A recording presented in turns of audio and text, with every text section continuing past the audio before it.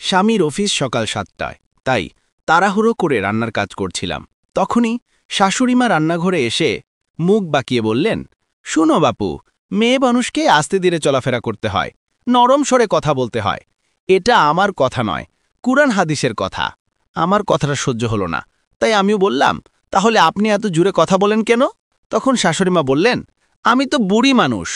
আমি হেসে বললাম, আচ্ছা, তা আপনি বুড়ি মানুষ তাই বলেন, তাহলে আপনার মেয়েরা কেন বলে? তখনই শাশুড়িমা কেঁদে উঠে বললেন, কি বললে তুমি? তোমার সাথে আমি কথা বলছি, আর সেই তুমি আমার মেয়েদের টানলে?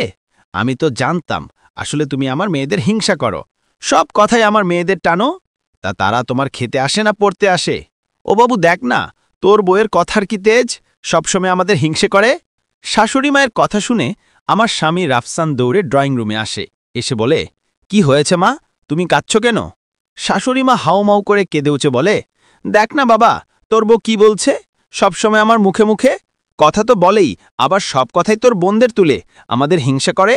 রাফসান বিরক্তিকর মুখ নিয়ে বলে, মা প্লিজ চুপ করো, ব্যাপারটা আমাকে বুঝতে দাও। দিয়া, কি হয়েছে বলো আমাকে। আমি কিছু বলার আগেই শাশুড়িমা বলল, কিছু বলতে হবে না তোকে বাবু, সব বুঝি আমি, সব বুঝি। এখন বউই সব, আমরা মা বোন কেউ না। এই বলেই কাঁদতে কাঁদতে ঘরে চলে যায়। রাফসানও বিরক্ত হয়ে বলে, তোমাদেরই প্রত্যেক দিনের নাটক আমার ভালো লাগে না, একটু শান্তি নেই বাড়িতে। রাফসান চলে যেতে লাগলো, আমি ওর হাত ধরে বললাম, প্লিজ না খেয়ে যেও না। রাফসান হাত ঝাঁকি দিয়ে আমার হাত ছাড়িয়ে দিয়ে বলে, খাবো না, খাওয়ার শান্তি কি রেখেছ? বুঝো না, রোজ রোজ মায়ের সাথে তোমার ঝামেলা আমার ভালো লাগে না। এখন আর আমার সামনে ভালো মানুষই নাটক করতে হবে না, আমি খেয়ে নিব অফিসে। কথাগুলো শেষ করেই রাফসান চলে গেল। রোজকার ঘটনা, সকাল সকাল শাশুড়ি মা কিছু না কিছু করবেই, তাই কিছু মনে করলাম না, চুপচাপ রান্না করতে লাগলাম। সকাল 11টা, রাফসান অফিসে বসে কাজ করছে, তখনই ওর ফোন বেজে উঠল। ফোনের উপরে ঈশিতা নাম দেখে মন ভালো হয়ে গেল রাফসানের। ফোন রিসিভ করে কানে ধরতি ঈশিতা বলল, হ্যালো রাফসান, আমি তোমার অফিসের বাইরে দাঁড়িয়ে আছি, তুমি কোথায়? প্লিজ বাইরে এসো। রাফসান বলল, ঠিক আছে ঈশিতা, তুমি ওখানেই দাঁড়াও, আমি আসছি, 5 মিনিট লাগবে। ঈশিতা বলে, ঠিক আছে, তোমার সাথে খুব গুরুত্বপূর্ণ কথা আছে। রাফসান ফোন কেটে দেয়, তারপর তড়িঘড়ি অফিস থেকে বেরিয়ে পড়ে। প্রায় 10 মিনিট হয়ে গেছে, ঈশিতা রাস্তায় দাঁড়িয়ে আছে। এত রোদে দাঁড়িয়ে থাকতে বিরক্তিকর লাগছে। রাফসানের দেরি দেখে আবারও ফোন করবে, তখনই পেছন থেকে রাফসান বলে, এই তো আমি চলে এসেছি জান। ইস, আমার জানটা কতক্ষণ রোদে দাঁড়িয়ে আছে। সরি জান, তোমার জন্য একটা সারপ্রাইজ গিফট রেডি করার জন্য লেট হয়ে গেল। ঈশিতা রাগ করে বলে, তোমাকে এসব করতে কে বলেছে বলো তো? আমার সবথেকে বড় গিফটটা হলে তুমি, তুমি আমার সব কিছু। রাফসান হেসে বলে, আমি জানি তো, তবু আমার জানকে কি আমার কিছু দিতে ইচ্ছে করে না? আরে এখানে এত কথা বলছি কেন? ইস, আমার জানের মুখ শুকিয়ে গেছে। চলো তো রেস্টরুমে, আগে ফ্রেশ হয়ে নাও, তারপর কথা হবে। ঈশিতা বলে, চলো। ঠিক সেরকমভাবে হোটেলের রুমে আয়নার সামনে দাঁড়িয়ে অন্যমনস্ক হয়ে কিছু ভাবছি ঈশিতা। তখনই রাফসান বাথরুম থেকে বেরিয়ে পেছন থেকে জড়িয়ে ধরে ঈশিতাকে, তারপর ঈশিতার মুখে মুখ ডুবিয়ে দেয়। হঠাৎ রাফসান এমন কিছু করায় কি ভেবে জোর করে রাফসানকে নিজের কাছ থেকে সরিয়ে দেয় ঈশিতা। হতবাক হয়ে রাফসান ঈশিতাকে প্রশ্ন করে, কি হয়েছে ঈশিতা, বলো আমাকে, কোনো সমস্যা? বলো আমাকে, তোমাকে এত টেন্স দেখাচ্ছে কেন? ঈশিতা বলে, I am sorry Rafsan. Rafsan বলে, কি হয়েছে ঈশিতা, বলো আমাকে। ঈশিতা বলে, রাফসান, আসলে আমি তোমার সাথে এইভাবে আর দেখা করতে পারবো না। রাফসান বলে, মানে? ঈশিতা বলে, মানেটা পরিষ্কার রাফসান, আমি এইভাবে লুকিয়ে লুকিয়ে আর তোমার সাথে দেখা করব না। আর কতদিন এইভাবে আমরা একটা অবৈধ সম্পর্কে চালিয়ে যাব? তুমি এইবার পার্মানেন্ট কিছুর ব্যবস্থা করো। এইভাবে আমি আর পারছি না। আমি তোমাকে ভালোবাসি, তুমি আমাকে ভালোবাসো, তাহলে এত সময় নিচ্ছ কেন তুমি? রাফসান বলে, কি হয়েছে ঈশিতা, সবটা তো তুমিই জানো। বাবা দেয়াকে খুবই ভালোবাসে, সো আমার কাছে এতটা ইজি নয় দেয়াকে ছেড়ে তোমাকে বিয়ে করা। সেই জন্য তোমার থেকে সময় চেয়েছি, কিছু সময় দাও আমাকে, সব ঠিক করে দেব আমি। রাগ করো না, কাছে এসো। ঈশিতা বলে, রাফসানকে আবারও সরিয়ে দিয়ে বলে, ভালো লাগছে না আমার এইসব রাফসান। তোমার কি মনে হয় আদনানকে ছাড়া আমার কাছে খুব ইজি? পাগলের মতো ভালোবাসে আমাকে ও। রাফসান ঈশিতার কথা শুনে কিছুটা রাগ করে বলে, আচ্ছা, আদনান যখন তোমাকে এতই ভালোইবাসে তবে আমার কাছে কেন আসো? ঈশিতা রাফসানকে জড়িয়ে ধরে বলে, রাগ করছো কেন রাফসান? আদনান আমাকে ভালোবাসলেও আমি তোমাকে ভালোবাসি। আদান আমাকে ভালোবাসলেও ও আমাকে কখনোই সময় দিতে পারে না। মাসে মাসে লাখ টাকা পাঠিয়ে দায়িত্ব শেষ করে দেয়। কতবার ওকে বলেছি, এত টাকা আমার চাই না, প্লিজ আমাকে একটু সময় দাও, আমি একাকিত্ব বোধ করি। না, ও ওর কাজ নিয়েই ব্যস্ত।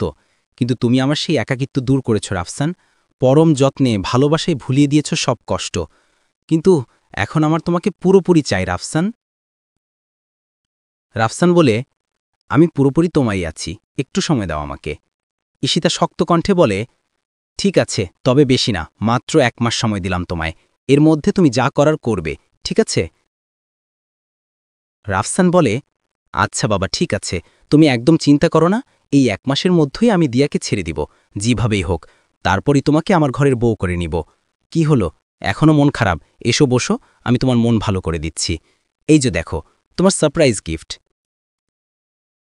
ঈশিতা গিফট দেখে খুশি হয়ে বলে, এইটা সেই ডায়মন্ডের হারটা না, যেটা দোকানে আমার খুব পছন্দ হয়েছিল? তুমি এটাও খেয়াল করেছ? রাফসান, এই জন্যই তোমাকে এত ভালোবাসি। আই লাভ ইউ, জানো? রাফসান বলে, খুশি হয়েছ তো? ঈশিতা বলে, খুব খুশি, পরিয়ে দাও। রাফসান ঈশিতার গলায় হাতটা পরিয়ে দিয়ে আবারও মুখ গুজে দিল ঈশিতার ঘাড়ে। না, এইবার ঈশিতা আর বাধা দিল না রাফসানকে, বরং পরম আদরে আগলে জড়িয়ে গেল এক নোংরা সম্পর্কে, যে সম্পর্কের আদৌ কোনো ভবিষ্যৎ আছে কিনা তারা নিজেরাও জানে না। এদিকে তাইজুল হক ঘরে বসে ব্যবসার সব ফাইলপত্র দেখছে। গত 2 বছর হলো সে ব্যবসা থেকে সকল সম্পর্ক ছিন্ন করেছে, কিন্তু ইদানিং শুনছে ব্যবসায় নাকি লস হচ্ছে। ছেলেকে জিজ্ঞেস করেও কিছু জানতে পারেনি, তাই ফাইলপত্র দেখছে, কিন্তু তেমন কিছু পাচ্ছে না। এমন সময় ঘরে দিয়া ঢুকে বলে, বাবা, আসবো? তাইজুল সাহেব বলে, আরে দিয়া মা, যে আসো আসো। দিয়া বলে, আপনার চা বাবা। তাইজুল বলে, দাও। মা, দিয়া রাফসান বাড়িতে আছে? দিয়া বলে, না বাবা, সেই সকালে বের হয়ে গেছে, ফিরতে ফিরতে তো রাত। তাইজুল সাহেব বললেন, উফ, তা দিয়া মা, আজকে না তোমার বাবার বাড়িতে যাওয়ার কথা ছিল?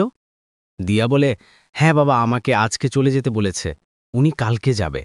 তাইজুল সাহেব বলেন, আমার ছেলেটাও না হয়েছে সব সময় কাজ আর কাজ, নতুন বিয়ে করেছে, বউকেও যে একটু সময় দিতে হবে তা ভুলে যাচ্ছে।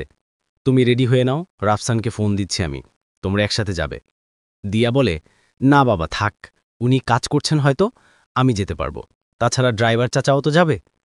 তাইজুল সাহেব বলেন, আচ্ছা, আমি দেখছি বিষয়টা, যাও তুমি রেডি হও। দিয়া বলে, আচ্ছা বাবা, তাহলে আমি আসি। তাইজুল সাহেব বলেন, আচ্ছা মা। কিছুক্ষণ পর রাফসানকে ফোনে না পেয়ে ম্যানেজারকে ফোন করে তাইজুল সাহেব। তারপর বলে, হ্যালো ম্যানেজার সাহেব, রাফসানের ফোন বন্ধ, রাফসান কি অফিসে আছে? ম্যানেজার বলে, না স্যার, রাফসান স্যার তো অফিসে আসেনি আজকে। তাইজুল সাহেব বলেন, ও কোনো মিটিংয়ে আছে? মনে মনে তাইজুল বলল, তবে কি ওই লোকটার কথাই ঠিক, রাফসান খারাপ সম্পর্কে ঢুকে পড়েছে? ম্যানেজার সাহেব বলেন, না স্যার, আজকে তো কোনো মিটিং নেই, উনি বলেছেন আজকে অফিসে আসবেন না, শ্বশুরবাড়ি যাবেন জন্য আসেননি। তাইজুল সাহেব বলেন, ও আচ্ছা, ঠিক আছে, রাখি তাহলে। ম্যানেজার বলেন, ওকে স্যার। ফোন কেটে দিয়ে তাইজুল সাহেব মনে মনে বলে, পাগল ছেলে, নিশ্চয়ই কোনো সারপ্রাইজ দেবে বৌমাকে। তবে আমি একটু বেশি ভাবছি সব কিছু নিয়ে। আমি কিনা অন্যের কথায় নিজের ছেলেকে সন্দেহ করছি। না, ব্রেনকে একটু বিশ্রাম দিতে হবে। হঠাৎ দরজায় কড়া নাড়ার শব্দে ঘুম থেকে জেগে ওঠে ঈশিতা আর রাফসান। রাফসান বলে, কে? অপর পাশ থেকে ম্যানেজার বলে, স্যার, আমি ম্যানেজার ইকবাল। রাফসান বলে, কি হয়েছে ইকবাল, ডাকছ কেন? ইকবাল বলে, বড় স্যার ফোন করেছিলেন, আপনাকে ফোন করে নাকি পাচ্ছেন না। রাফসান বলে, ও নো, কি বলেছেন আপনি? যা শিখিয়ে দিয়েছিলাম তাই বলেছেন তো? ইকবাল বলে, হ্যাঁ স্যার, আপনি চিন্তা করবেন না, আমি বলেছি আপনি অফিসে নেই, শ্বশুরবাড়ি যাবেন জন্য আসেননি। রাফসান বলে, আচ্ছা, আপনি কাজে যান, আর সময় মতো আপনার গিফট পেয়ে যাবেন। ইকবাল নোংরা হাসি হেসে চলে যায়। ইকবাল যেতেই ঈশিতা রাফসানকে বলে, কই যাবে? রাফসান বলে, ঈশিতা, প্লিজ কিছু মনে করো না, বাবা খোঁজ নিচ্ছে, এখন না গেলে অনেক সমস্যা হবে। সবকিছুতে তাড়াহুড়া করলে সমস্যা বাড়বে, বই পুমবে না। আমি আগে চলে যাই, তুমি পরে ফ্রেশ হয়ে এসো, রাতে ফোনে কথা হবে। ঈশিতা বলে, ঠিক আছে যাও, কি হলো এমনিই চলে যাচ্ছ? গিভ মি এ কিউট হাগ। রাফসান ঈশিতাকে জড়িয়ে ধরে বলে, ও লে বাবা, আমার কিউট জানটা, নাও, হয়েছে? ঈশিতা বলে, মিস করব। রাফসান বলে, মি টু। দিয়া রান্নাঘরে রান্না করছে, হঠাৎ পেছন থেকে কেউ জড়িয়ে ধরে। দিয়া চিৎকার করতে যাবে তার আগেই রাফসান দিয়ার মুখ চেপে ধরে বলে, প্লিজ চিৎকার করো না, হাজবেন্ড আমি তোমার, বেশি ভয় পাইছ? দিয়া মুখ নাড়িয়ে বলে, ও রাফসান দিয়ার ও করা দেখে বলে, ও সরি মুখ ছেড়ে দিচ্ছি। মুখ ছেড়ে দিতে দিয়া বলে, তো পেছন থেকে এমনে জাপটে ধরলে ভয় পাবো না? আর আপনি এখন এখানে? আপনি না বলেন রাত হবে আসতে? রাফসান বলে, আমার কিউট বউটা তো দেখি এখনো কিছুই বোঝে না, তোমার জন্য একটা সারপ্রাইজ গিফট আনতে গেছিলাম, দেখতো কেমন হলো? দিয়া গিফট দেখে বলে, ডায়মন্ডের হার? এইসব কেন আনতে গেলেন? এমনি কয়দিন ধরে না ব্যবসা ভালো যাচ্ছে না, এর মধ্যে এগুলো করার কি দরকার? রাফসান মুখ ভেচকে বলে, ধর, আমার বউকে আমি কিছু গিফট করতে পারি না নাকি? আর এত টেনশন তোমাকে করতে হবে না। যাও, এসব কাজ বাদ দিয়ে রেডি হয় নাও, বাড়িতে যাবে না? দিয়া বলে, রান্নাটা শেষ করতে দিন। রাফসান বলে, রান্না মিনু খালা করবে, তুমি যাও আমি বলছি। দিয়া বলে, আচ্ছা যাচ্ছি, আপনিও ফ্রেশ হয়ে নিন। রাফসান বলে, চলো। কিছুক্ষণ পর আয়নার সামনে দাঁড়িয়ে দিয়াকে জড়িয়ে ধরে বলে, জানো দিয়া, আমি না মাঝে মাঝে ভাবি, আমি কেমন পুণ্য করেছিলাম বলতো, যে তোমার মতো এইরকম পরীর মতো সুন্দর আর এমন লক্ষ্মী বউ পেয়েছি। দিয়া বলে, ধুর, কি যে বলেন। রাফসান বলে, লজ্জা পেলে তোমায় আরও সুন্দর লাগে দিয়া। দিয়া বলে, তাই? রাফসান বলে, হ্যাঁ, মনে হয় তোমায় খেয়ে নি। দিয়া বলে, ধুর, সরেন তো, দরজা খোলা, কেউ চড়ে আসবে। রাফসান বলে, আসুক, তাতে আমার কি, আমার বউকে আমি আদর করছি। দিয়া বলে, ওই কি করছেন কি, সত্যি কেউ চলে আসবে। রাফসান বলে, কেউ আসবে না। কথা শেষ করার আগেই রিনি, রাফসানের বোন, বলে, এই রে, ভুল টাইমে চলে এলাম। রাফসান বলে, তোর কাজই তো ভুলভাল টাইমে চলে আসা রিনি। রাফসান বলে, যদিও আমি ইচ্ছে করে আসিনি, তবু এখন থেকে আসব। ঘরে বিবাহযোগ্য বোন রেখে তোরা ঘরে রোমাঞ্চ করিস কেমনে শুনি? কতবার বলছি তোর বন্ধু আকাশের সাথে আমার বিয়েটা দিয়ে দে, শুনিস না কেন? বিয়ে দিলে তো আর আমি তোদের ডিস্টার্ব করতে থাকি না। রাফসান রিনির টান ধরে বলে, খুব পাকা হয়েছিস না, নিজের বিয়ের কথা নিজেই বলছিস, দেব কানের নিচে, আর দাঁড়া, মাকে বলছি। রিনি বলে, আরে ভাই, আমার বলতেই তো বলছি, বল না জলদি, আকাশের ঘরে টুকটুকে বউ হয়ে যাই আমি। রাফসান বলে, আকাশের ঘরে না, তোকে টাক পড়া ভুড়িয়ালা বুড়োর ঘরে দেব, এত পাকামি করলে বুঝছিস? রিনি দৌড় দিতে দিতে বলে, তুমি বললেই হলো না, আমি আকাশকে ছাড়া কাউকে বিয়ে করব না। থাকগা, বাদ দাও এসব কথা, গাড়ি চলে আসছে, নিচে আসো, পরে রোমাঞ্চ করো, হি হি। রাফসান বলে, তোকে না। এই বলতেই রিনি পালিয়ে যায়। এদিকে ওদের ভাই বোনের কাম দেখে হাসতে হাসতে আমি শেষ। রাফসান আমাকে বলে, দিয়া, তুমি হাসছ? আমি বলি, হাসব না তো কি করব, আসলে এই রিনি বড্ড বেশি ভালোবাসে আকাশকে, তাই তো এত পাগলামে, কিন্তু এখনও আকাশ ওর এত ভালোবাসার মর্যাদা দিতে পারলে হয়। রাফসান বলে, দিবে না মানে? রাফসানের বিনকে কষ্ট দেওয়ার সাহস আকাশের আছে। দিয়া বলে, আচ্ছা হয়েছে, চলো, গাড়ি অপেক্ষা করছে। রাফসান বলে, চলো। কিছুক্ষণ পর আমরা আমার বাড়ি পৌঁছালাম। আমাদের গাড়ি দেখেই আমার বোন রীতা দৌড়ে বেরিয়ে আসলো, তারপর আমাদের সাথে নিয়ে ভিতরে গেল। অনেক দিন পর মা বাবার সাথে দেখা, মনটা একদম ফ্রেশ হয়ে গেল। রাফসানকে নাস্তা দিয়ে আমি মায়ের সাথে রান্নাঘরে গেলাম। মা বলল, কিরে মা, ভালো আছিস তো? রাফসানের ব্যবহার ভালো তো? আমি বললাম, হ্যাঁ মা, রাফসান অনেক ভালো, খুব ভালোবাসে আমাকে। মা বলল, ভালো হলেই ভালো, এত তাড়াতাড়ি বিয়েটা হলো, ভালো করে ছেলের খোঁজ খবরও নিতে পারলাম না। আমি মাকে বললাম, চিন্তা করো না, আমি ভালো আছি। মা আমার হাসি মুখ দেখে খুশি হয়ে জড়িয়ে ধরলেন। রাত 10টা। রাফসান ঈশিতাকে ফোন করে বলে, কি করে আমার জানটা? ঈশিতা কিছু বলে না, শুধু ওপাশ থেকে কান্নার আওয়াজ আসে। ঈশিতার কান্নার আওয়াজ শুনে রাফসান এসে বলে, কি হয়েছে জান, কাঁদছ কেন, বলো আমাকে। ঈশিতা বলে, তুমি কোথায়, আর দিয়া কোথায়? রাফসান বলে, আমি দিয়াদের বাড়ির বাগানে, দিয়া রান্না করছে ওর মায়ের সাথে। কেন, কি হয়েছে? ঈশিতা বলে, রাফসান, এখন কি করব আমি, সমাজে মুখ দেখাবো কি করে? রাফসান বলে, কেন, কি হয়েছে? ঈশিতা বলে, 2 মাস ধরে পিরিয়ড অফ ছিল, আজকে টেস্ট করেছি পজিটিভ। আমি প্রেগনেন্ট রাফসান। এদিকে আদনান 3 মাস হলো দেশের বাইরে। রাফসান বলে, কি, তুমি প্রেগনেন্ট ঈশিতা? আগে জানাওনি কেন আমাকে? আচ্ছা, টেনশন করো না, কালকে বাসায় গিয়ে তোমার সাথে দেখা করে যা ডিসিশন নেবার নিবনি। প্লিজ তুমি কেঁদো না, শান্ত হও। বাচ্চাটা শুধু তোমার না, আমারও, তাই কোনো টেনশন করো না।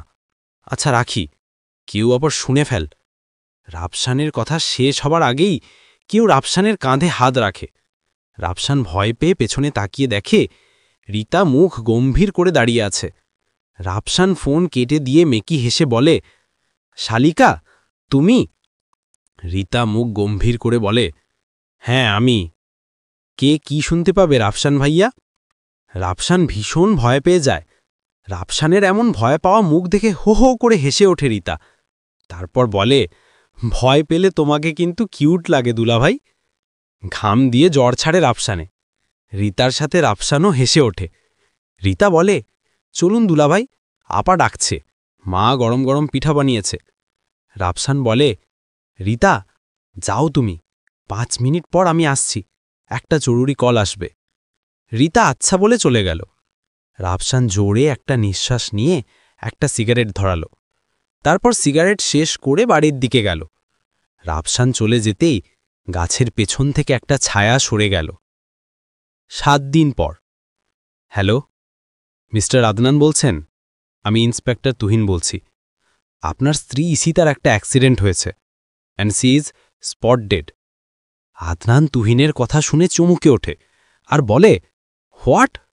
প্রিয় বন্ধুরা, এতক্ষণ সাথে থেকে গল্পটা শোনার জন্য অশেষ ধন্যবাদ। গল্পটা আপনাদের কেমন লাগছে? ভালো লাগলে একটা লাইক, কমেন্ট ও শেয়ার করে দেবেন।